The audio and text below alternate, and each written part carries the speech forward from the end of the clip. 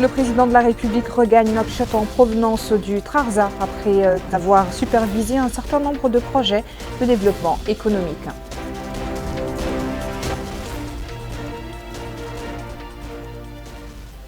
Mohamed Ould-Cheikh Al-Ghazouani affirme dans un discours devant la population du Trarza que la sécurité du pays ne saurait faire l'objet de compromis.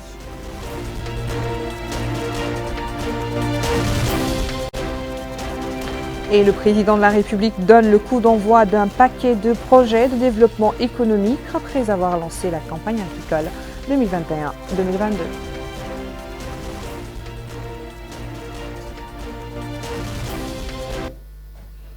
C'était donc les titres de ce journal. Merci de vous joindre à nous et bonsoir.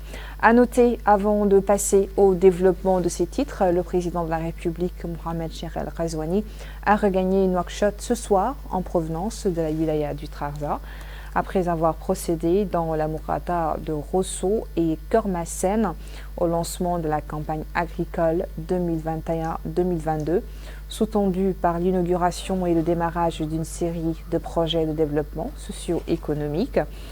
Comme au départ, le président a été accueilli à son arrivée à l'aéroport international de Nouakchott-Oumtounsy par le Premier ministre Mohamed Bilal, le ministre secrétaire général de la présidence, la ministre conseillère à la présidence, plusieurs membres du gouvernement, le chef d'état-major particulier du président, la directrice adjointe du cabinet du président, le Wali de Nouakchott-Ouest, ainsi que la présidente du conseil régional de Nouakchott.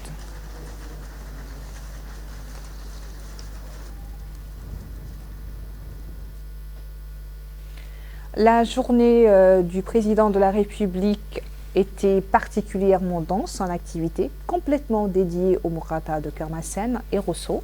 Le président a débuté sa visite par cette dernière précisément dans la commune de Jedel Mhagen, où il a donné à partir du village de Chichia le coup d'envoi de la campagne agricole 2021-2022 et procédé par la même circonstance à la distribution de parcelles agricoles au profit des habitants de 15 localités.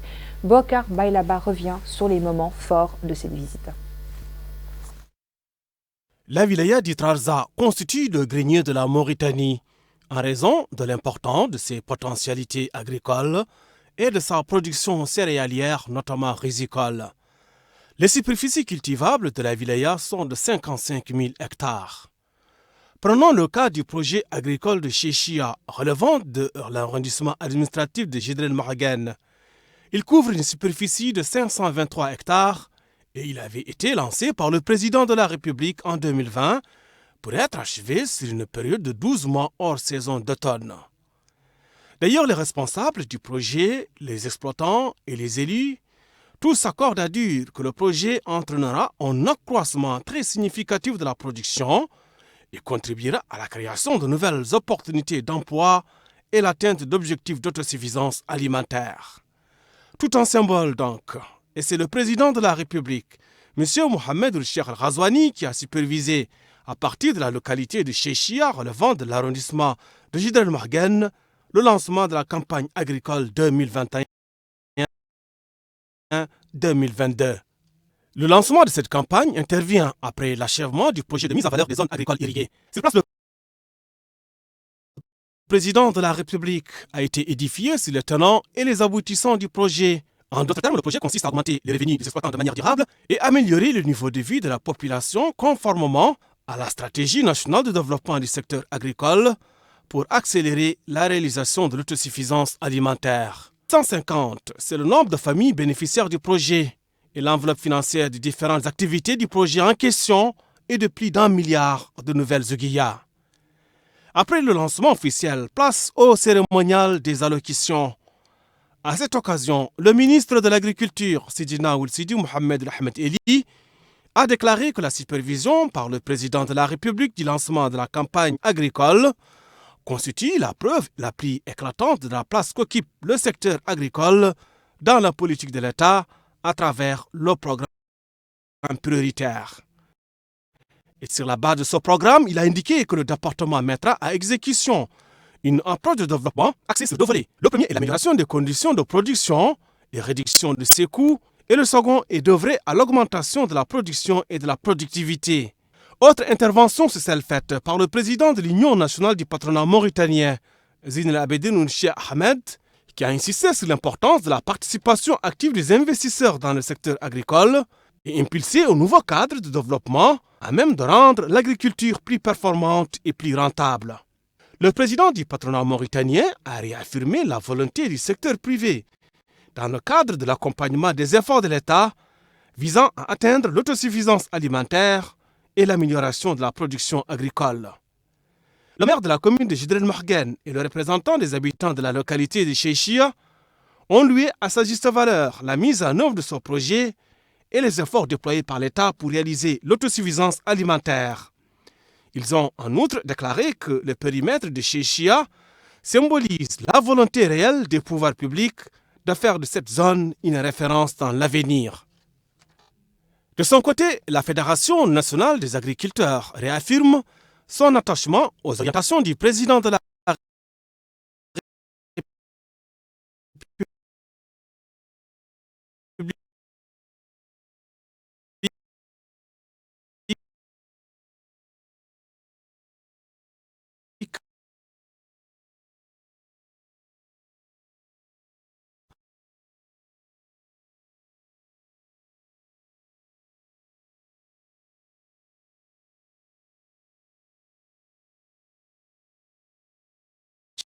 de question centrale que se pose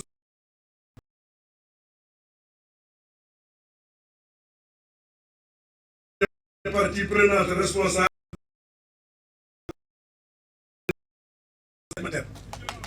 Les conclusions partielles revenues sont plutôt en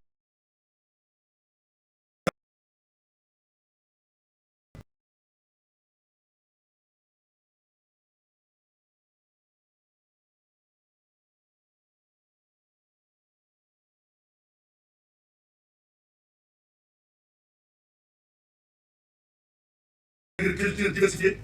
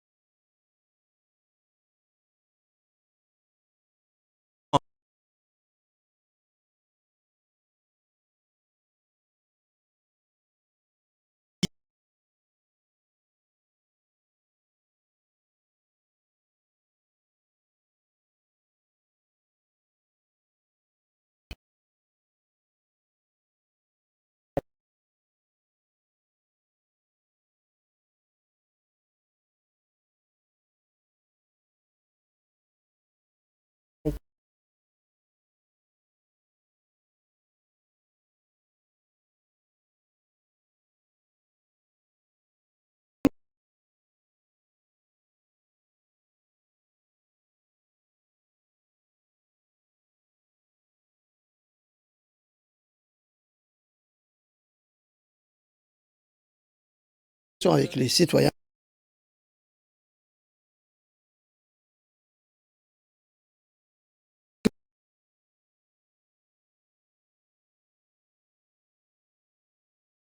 À la stabilité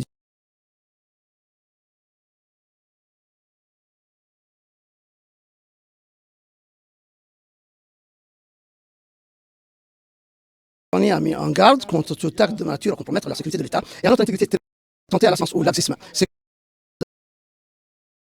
implique tous les citoyens du pays avec les forces de sécurité assurer la sécurité et la stabilité de notre pays. Le président de la République a fait observer que la sécurité, comme c'est le cas pour d'autres questions, revêt un aspect tangible qui est la réalité, le vécu, et un autre aspect qui est de l'ordre du ressenti et de facteurs comportementaux. S'agissant des aspects concrets liés à la sécurité, ceux-ci, comme je l'ai affirmé, dit-il, sont maîtrisés et ne présentent aujourd'hui aucune inquiétude. Quant au ressenti, il procède de nombreux facteurs et n'influe en rien sur le cours des choses. Il a souligné que parmi les facteurs qui peuvent affecter la sécurité figure la mauvaise exploitation de l'Internet, même si ce nouveau mode de communication constitue une révolution technologique dont la Mauritanie, comme le reste du monde, profite et continue d'en avoir besoin pour accélérer le travail, fournir des informations et renforcer les libertés, notamment dans le domaine des médias, des libertés individuelles et des libertés publiques. Toutefois, une mauvaise utilisation de cet outil, désormais indispensable, susceptible de déstabiliser la quiétude publique, répandre de fausses rumeurs, inciter des groupes de notre peuple les uns contre les autres et répandre la haine, est fondamentalement inacceptable, a-t-il souligné. Le président de la République a assuré aux citoyens que cela n'arrivera pas et que celui qui s'autorise à le faire est comme quelqu'un qui joue avec le feu et finira immanquablement par le regretter. Il a révélé que les autorités compétentes sont actuellement en train de revisiter les textes juridiques pour encadrer les utilisations déviantes de l'Internet et les mauvaises pratiques sur les réseaux sociaux, tout en garantissant les libertés publiques constitutionnelles qui seront renforcées et préservées. Son Excellence a remercié les habitants du Trarza, les fonctionnaires, les dignitaires et les acteurs économiques et politiques pour la généreuse hospitalité et l'accueil chaleureux, expliquant que la visite s'inscrivait dans le cadre du lancement de la campagne agricole pour l'année 2021-2022 et du lancement d'une série de projets visant à améliorer la situation de la ville et de ses habitants. Le président de la République a fait remarquer que Rosso est une ville stratégique reposant sur deux piliers, à savoir qu'elle est l'une des plus grandes portes du pays vers notre voisine sœur, la République du Sénégal, et qu'elle bénéficie d'un grand avantage qui est l'abondance de l'eau, la fertilité de la terre et ses diverses extensions vers d'autres Moqata'a et les vastes zones propices à l'agriculture. Il a souhaité que sur la base des facteurs énumérés, de la vocation naturelle de la wilaya et de ses avantages comparatifs, elle soit la locomotive de l'effort national pour l'atteinte de l'autosuffisance et de la sécurité alimentaire. À cet effet, le président de la République a assigné le secteur public au moment où il a demandé au secteur privé, aux hommes d'affaires et aux différents acteurs économiques de redoubler et de coordonner leurs efforts afin d'atteindre l'autosuffisance en légumes et en céréales de base. Il s'est dit profondément conscient des différentes difficultés auxquelles font face les agriculteurs, notamment celles liées aux problèmes d'approvisionnement et d'assurance agricole. C'est pourquoi, a-t-il expliqué, lors de la restructuration du gouvernement, un ministère exclusivement en charge de l'agriculture a été créé, comme cela a été le cas pour le département de l'élevage, pour les autonomiser. Il est délesté des lourdeurs administratives et recentrer leurs actions respectives sur un domaine bien précis de manière à gagner en efficience et en efficacité. Cette restructuration était nécessaire pour que ces deux secteurs qui connaissent un certain retard par rapport aux autres puissent imprimer un nouvel élan de reprise à leurs domaines qui sont essentiels. Le président de la République a déclaré qu'il est absolument déraisonnable, mais plutôt inacceptable, compte tenu de toutes ces capacités évoquées, que nous continuons à dépendre des importations pour approvisionner notre marché, car c'est une question d'indépendance économique et de souveraineté qui ne saurait souffrir d'aucun compromis ou de laxisme. Voilà, merci Mohamed Khattat pour cette traduction. Le président et sa délégation ont été accueillis en grande pompe par la population de Chéchia, auxquelles se sont jointes celles de Jeddel Mouhken et des villages environnants, tous venus témoigner leurs remerciements pour l'aménagement de 500 hectares et leur distribution à plus de 750 familles. Ces populations se sont par ailleurs réjouies de la concrétisation des engagements du président de la République, notamment en ce qui concerne la réalisation d'importants ouvrages hydro-agricoles, ainsi que l'électrification de la zone agricole afin de créer aux agriculteurs les conditions favorables à l'accroissement de leur production.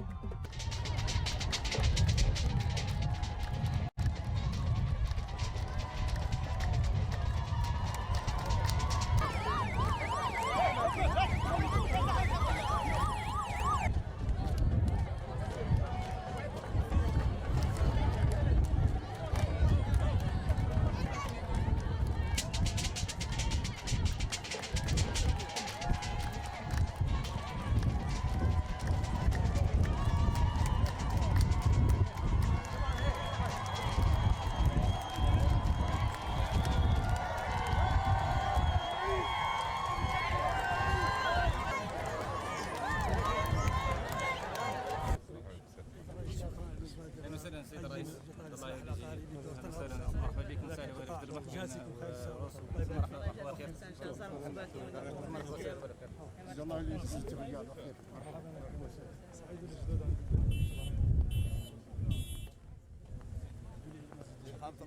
عليكم ورحمة الله. أكد لك عنه هو رفع الفقر.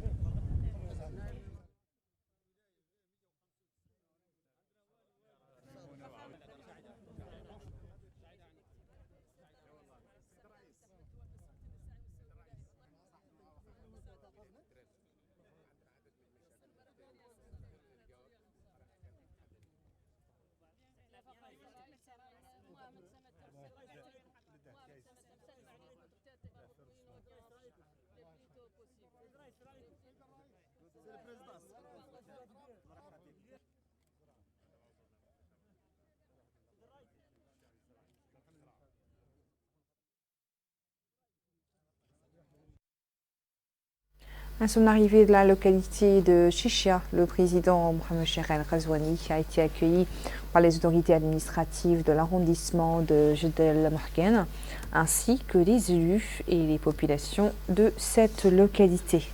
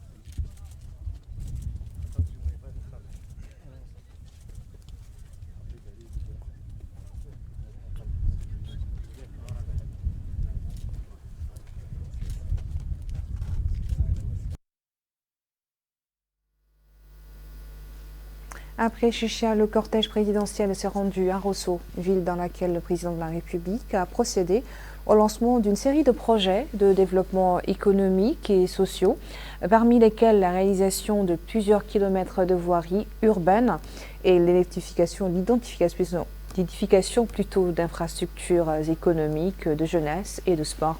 Abdullah Damaba nous en dit plus.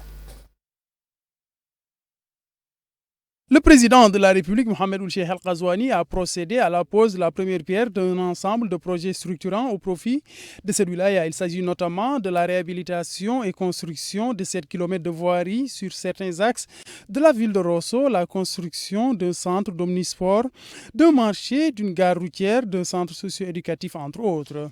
Au cours de cette cérémonie, à la suite de la pose de la première pierre de ces projets, le ministre de l'Équipement et des Transports, Mohamedou Ahmadou Mahamid, a déclaré que les infrastructures qui vont être érigées à Rosso font partie du volet annexe du projet du pont de Rosso. En plus, dit-il, du réseau de voirie moderne, cette localité sera bientôt dotée d'un pont reliant notre pays à celui de la République du Sénégal, permettant ainsi de renforcer l'intégration régionale et les liens de fraternité entre les deux peuples. Mohamedou Ahmadou Mahamid a ensuite affirmé que des réflexions sont en cours pour trouver la formule adaptée avec l'avènement du pont de Rosso, afin de continuer à utiliser les deux bacs comme alternative pour préserver les emplois et transférer les activités des ferries vers d'autres zones frontalières. Par la suite, le président du conseil régional du Trarza, Brahim Oulay Seyd, a salué le lancement de ce projet de voirie qui, dit-il, permettra de faciliter l'accès aux différents quartiers de la Moukata. En plus, cela va favoriser la mise en valeur des terres agricoles dans la zone d'Ichichie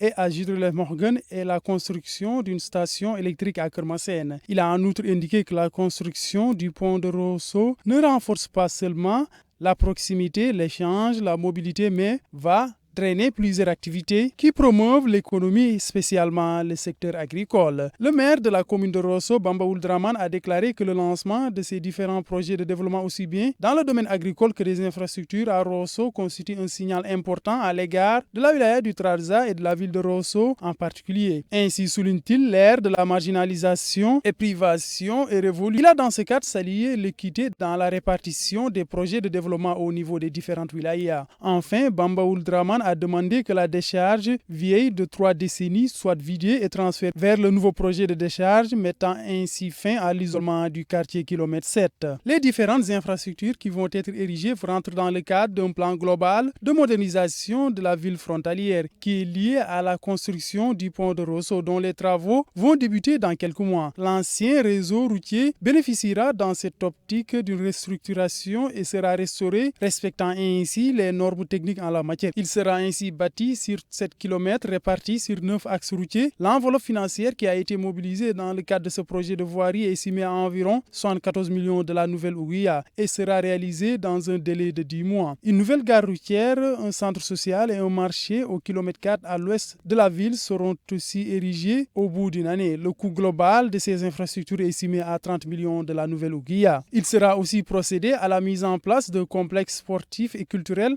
au centre de la ville pour permettre aux jeunes de disposer d'un cadre de loisirs. Enfin, le réseau de distribution d'eau de la ville de Rosso sera aussi renforcé et réhabilité grâce à la construction d'un réservoir d'eau dont la capacité est estimée à environ 1500 mètres cubes.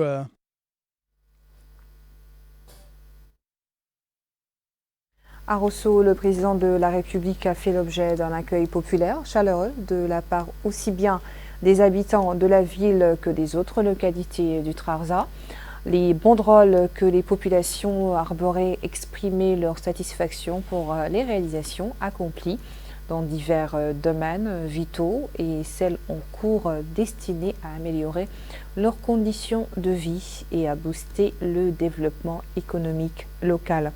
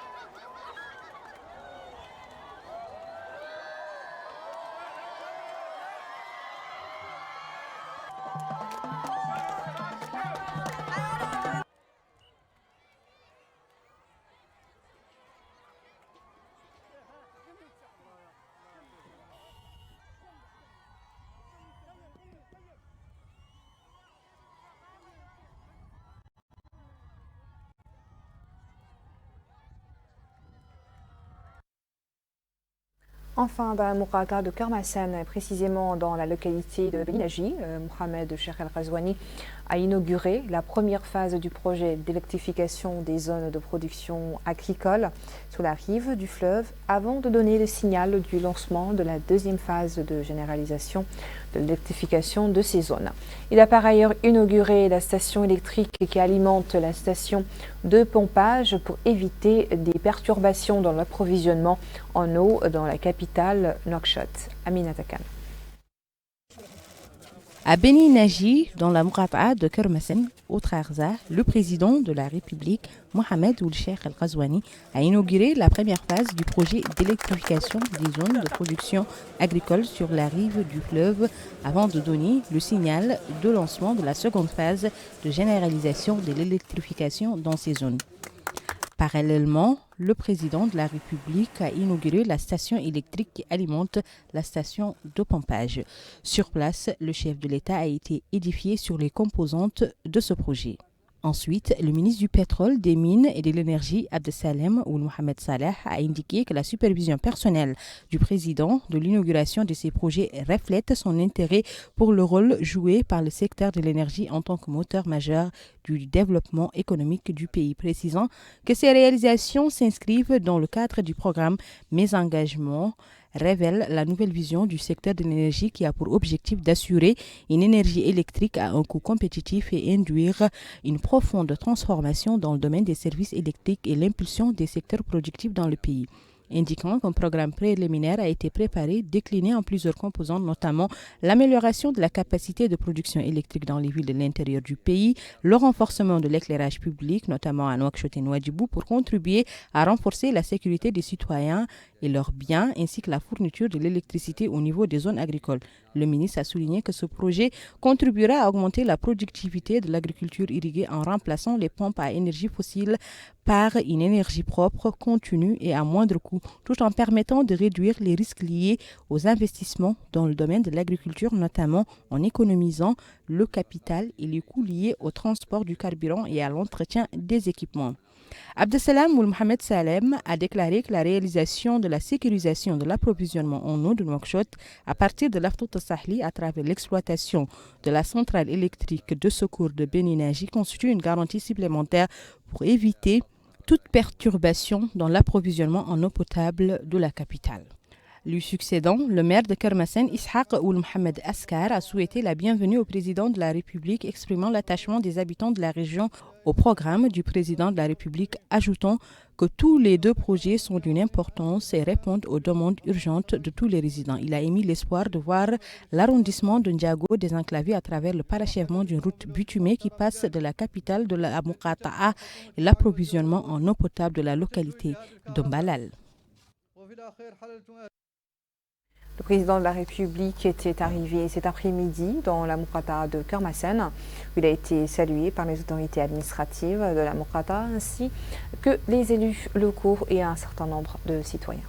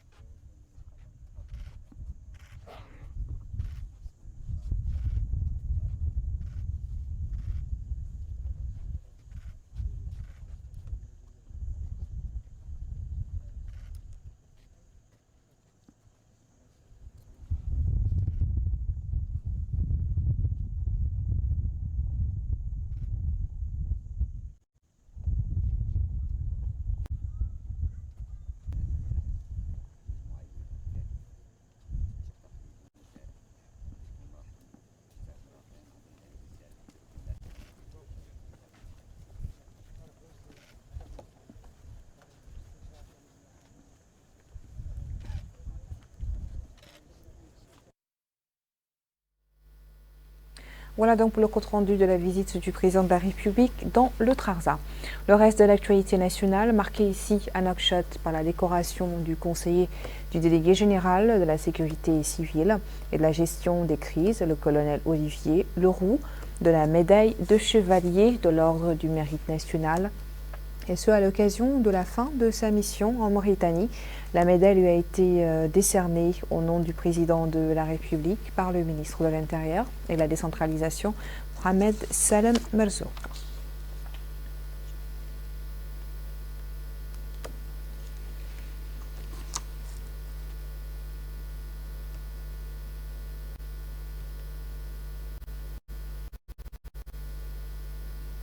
Un mot sur la pandémie et Covid-19 avant de refermer ce journal. Le bulletin quotidien du ministère de la Santé affiche 58 nouvelles contaminations, 41 rémissions et point de décès durant ces dernières 24 heures.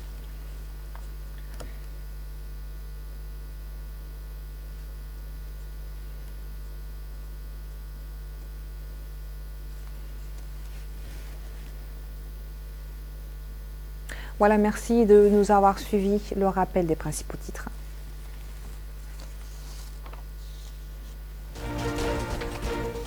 Le président de la République regagne Nouakchott en provenance du Trarza après avoir supervisé un certain nombre de projets de développement économique.